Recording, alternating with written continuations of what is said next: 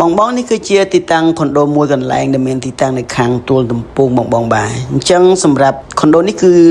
ជាគម្រោងរបស់គម្រោង Times Sphere ជាគម្រោង Times Sphere ទី8ដែលមានទីតាំងនៅទួលទំពូងនៅផ្លូវ410បាទអញ្ចឹងបច្ចុប្បន្នកំពុងតែបុកគ្រឹះឡើងជន់បងបាទ unit ដែលខ្ញុំកំពុងតែបង្ហាញជូននៅក្នុងវីដេអូហ្នឹងគឺជាប្រភេទមួយបន្ទប់គេងបងបាទអញ្ចឹងនៅសល់តែមួយបន្ទប់ហ្នឹងទេអញ្ចឹងសម្រាប់បងនៅចង់បានប្រភេទមួយបន្ទប់គេងទីតាំងនៅខាងទួលទំពូងសម្រាប់រស់នៅក្តីឬក៏ការវិនិយោគក្តីបងបាទអញ្ចឹងល្អមែនទែនជាមួយនឹងឱកាសចុងក្រោយសម្រាប់ប្រភេទមួយ unit ហ្នឹងនៅជន់37បងបាទតម្លៃក៏ល្អដែរបងត្រឹមតែ 80000 ស្ដើងទេបងបាទនេះគឺជាប្រភេទមួយបន្ទប់គេងបងបាទប៉ុន្តែយើងក៏នៅមាន unit ប្រភេទ condo ពីរជាន់ដែរបងបាទពី1បន្ទប់គេងដល់4បន្ទប់គេងបាទតែគ្រាន់តែក្នុងវីដេអូនេះខ្ញុំបង្ហាញបញ្ជាក់ជូនបងនៅ